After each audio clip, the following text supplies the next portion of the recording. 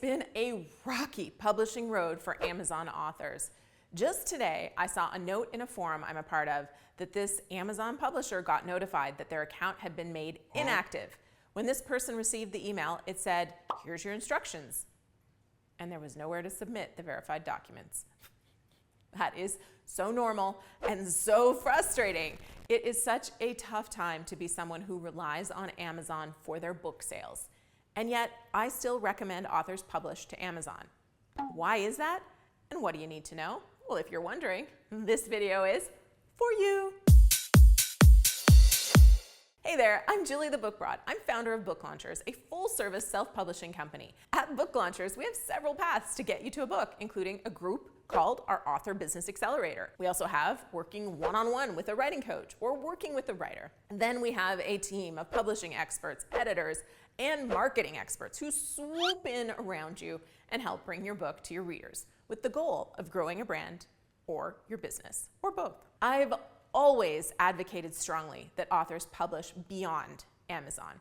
My belief is that while Amazon is an incredible platform to reach readers, not all readers are there, and the company holds a lot of power over us as authors, and to be exclusively reliant on them gives them all the power in your business.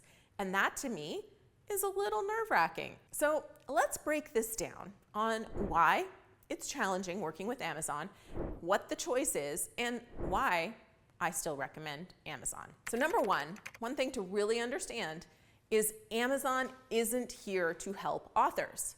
Their mandate is not like Draft2Digital or other platforms where they're really here to support indie authors in their success. Amazon is guided by 4 principles: customer obsession rather than competitor focus, passion for invention, commitment to operational excellence, and long-term thinking. Amazon strives to, from their website, be Earth's most customer-centric company, Earth's best employer, and Earth's safest place to work. At any point in there, does Amazon care about its vendors, aka the authors and publishers putting books on their platform? No. No, they do not. And ultimately, that is okay when you understand this is what they do. They care about selling to the customer, selling what the customer wants at a price they want it in an operationally efficient manner. That is Amazon. At no point should you expect anything but Amazon to be taking care of Amazon. But what does this mean? Well, it means they are giving you something that's really powerful to help you sell books. And you can rest assured, if it's good for the customer, it's good for them. That is okay, because more sales is where you and Amazon are in alignment. But keep in mind, their goal isn't to sell your book. Their goal is to sell the thing their customer is looking for.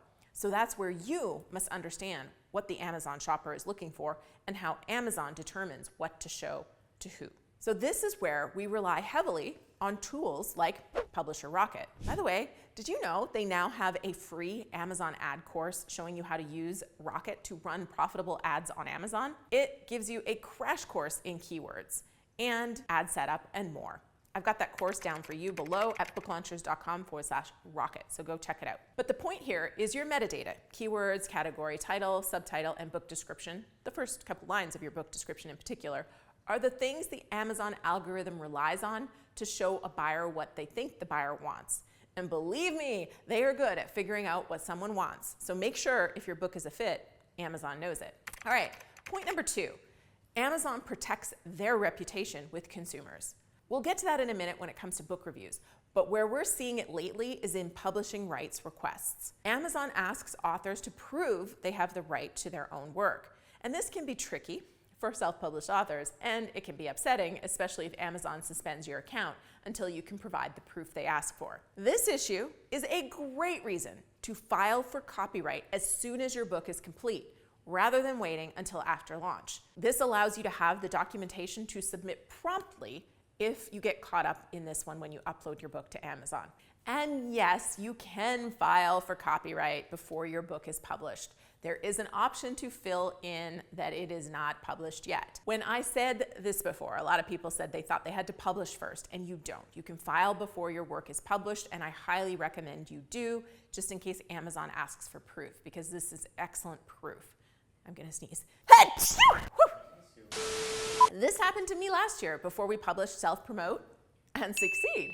And we sent in the copyright letter I had received when we submitted, and all was well. As always, having the right documentation and giving them a prompt reply when they flag something is vital. A delayed response can trigger an account suspension, so make sure you're monitoring the email that you have submitted your book upload through. And now, it's a good idea to submit for copyright as soon as you're done your book. Number 3, feeding off that one, a warning can lead to a suspension and quickly followed by a termination.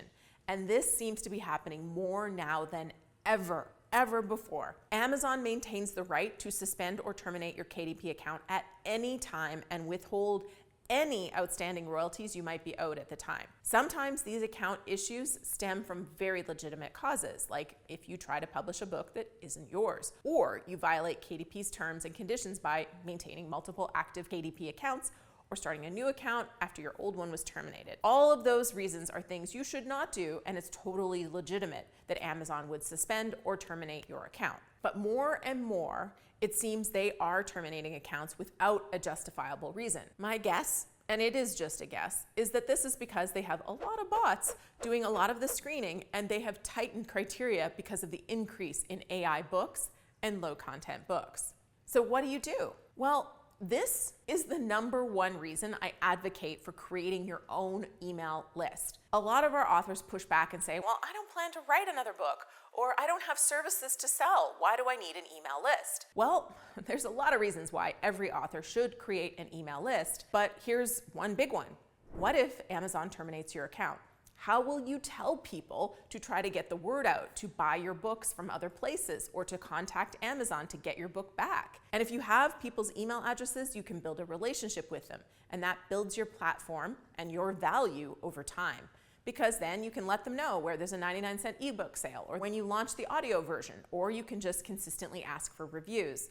I can go on and on. So build your platform. And again, yes, you can have social media, but you don't own social media either. So an email you control and own, and they're not gonna turn it off on you because you own and control it. So I recommend building your platform, and specifically an email address list. Inside of your book, have strong calls to action to connect with you via email newsletter, so you are gaining readers who build a relationship with you outside of the book. Remind them a few times of the value you offer elsewhere when you're writing your book. And if you need motivation to do so, remember, Amazon will never tell you who's reading your book, so this is your chance to connect.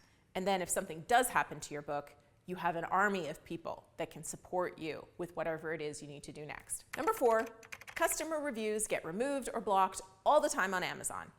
And this becomes a huge point of contention for people, and I get it. I had 12 reviews for Self-Promote and Succeed just disappear overnight. And a few of my YouTube besties mentioned they couldn't even post a review. These are legitimate reviews and legitimate people who can't post, and it's frustrating. Oh, who's a YouTube bestie, you might be asking? Well, when you comment on the day a video is released, which is every Tuesday and Friday, except in July when we take a break, not only do you get entered to win some fabulous swag, but you also get one step closer to YouTube Bestie Land. And we celebrate our besties here all the time. People like Kevin Hall, Bonnie Lester, Professor Burlingame, Darla Mondragon, Stella Golf, Beeline Bill, and so many more. Thank you for always being here to comment and support the channel. Anyway, your customer reviews are social proof for you and your work.